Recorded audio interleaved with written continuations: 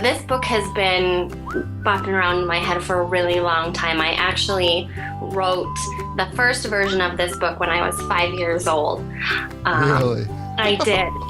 My grandma helped me construct a book, and then I wrote a book, and I wanted it to be a book about books, and I wanted it to be a book that never ended, so I would never have to go to bed.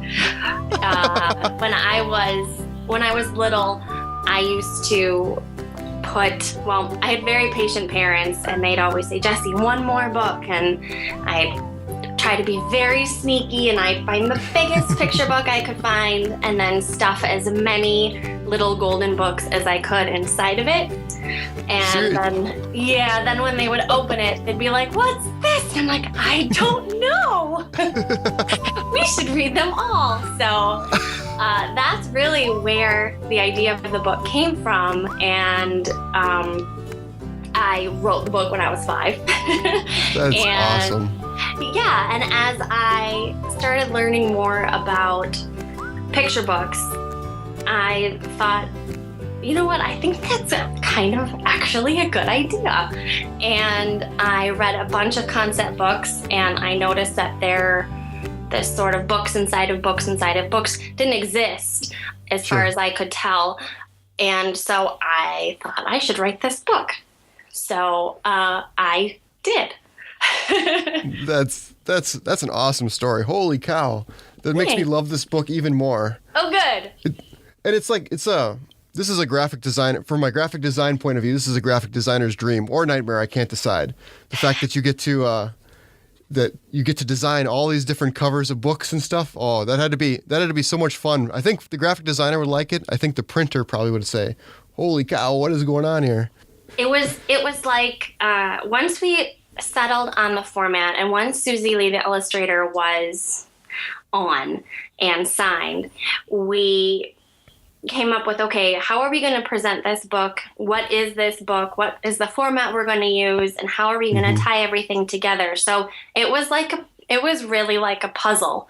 So with Susie Lee and with our designer, Sarah Gillingham, and the editor, Victoria Rock, everybody at Chronicle, I think we crafted this really beautiful, almost Russian nesting doll book of books. And it's just, I haven't seen anything like it. And the whole team, we're all just really, really proud of this book.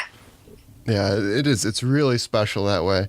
And I love what was the idea to do, as the books got smaller, to have bigger characters open the books. Was that part of the beginning, or that? Yes, that is very integral to our plot, because as the books get smaller, our characters get bigger, up until the climax where we have Giant, who is unable to open her teeny tiny little book because her hands are way too big, and therefore all of our other characters jump in and give her a hand and read the book to her, and they're able to share that story. So it was very important and integral to the plot that we have that inverse proportion of animal size and book size. So you talked a little bit about the process.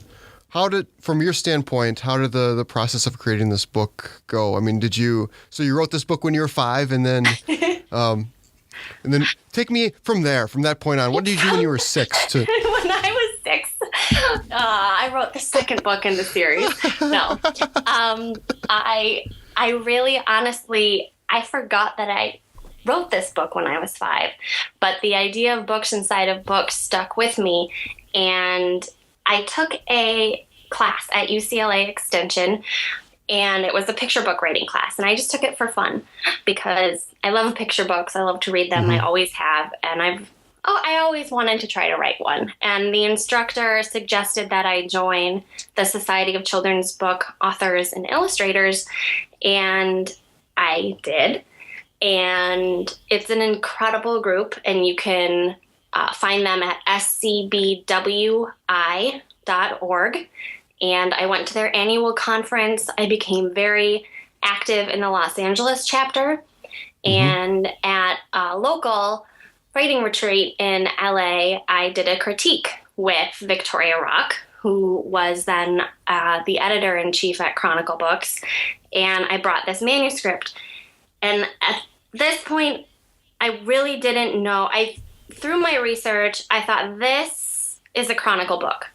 Chronicle is super innovative with design. They have a very small list, but their books are art. They're just gorgeous. I feel like, if you put all the Chronicle books together, you'll be like, okay, I totally know what a Chronicle book is. Yes. And so I felt like I knew she was going to be at this retreat. So in my critique, I asked her, I said, is this a book? I think this is a book. This is how I envision the book. How would I submit this in manuscript form? And she basically said, yes, I do think this is a book. And if you are okay with it, I would love to just take the manuscript back with me to Chronicle, and you don't need to worry about submitting it. So, that is awesome. Yeah, it was pretty fairy tale. And she took it back and acquired it. And then we were waiting for Susie to become available, because she's a picture book creator, goddess extraordinaire. My book was acquired in 2009, and it came out in 2013. So then once, a little bit of time. It was a little bit of time, but well worth the wait. And once Susie and I started working together, it was incredible. She and I had a very similar vision, and it was almost in improv. They have this rule of yes and. If you're absolutely. Yes. Yes and. Yeah. Yes and. So we're not going to shut things down. We're going to say yes, and what about this? Yes, and what about this? And so it was like a game of yes and, back and forth with Susie and I, thinking about, what if we took it to this level? What if we had and of course our editor Victoria was sort of our, I wouldn't say mediator, that has a funny connotation, but she was our guide. So it was, okay, well, what if we, in addition to having the book covers, let's have clues to what animal we may find inside each book on each cover. So we're adding a guessing element. And what if each of the animals had an object that they brought with them to the story, which shows that we all bring a part of ourselves to our story. And then what if at the end they switch their objects? They trade them with each other, because when we finish reading a book, we leave with something new. So it was just really an incredible experience. And I think that the love that went into this book and the total team spirit and support is really evident in the final product, for sure. So you got to work directly with Susie. We worked through Victoria by email. Susie was in Singapore at the time. So, and I've never met her yet. It is a goal of mine. I can't wait to meet her in person. One day it will happen. Yes. But yeah, so we worked through our editor, but the back and forth was really, really great. Our editor was always included on our correspondence. That's awesome. Yeah. So now you have this very special book. What was it like to share it and bring it into the world and go to schools and talk to kids about it and share the story with everybody? What was that like? It's crazy, man. Yeah. It's still surreal. It's still, every time I see the book or hold the book, I'm like, I wrote this book. And now it's a thing. It exists. And So it's so fun, especially school visits and library visits where I get to play with kids and talk to them, and we get to discover the story together. And when I say written by Jesse Klausmeier, I'm like, that's me.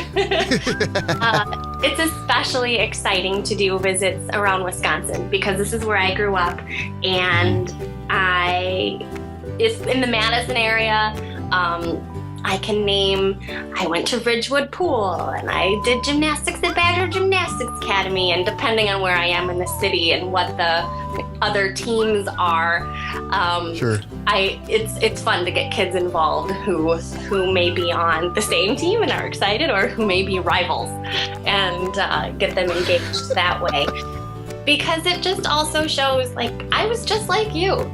And I wrote this book when I was 5, and now it's a book. And now I'm coming to your school. And authors are real people, and you can be one.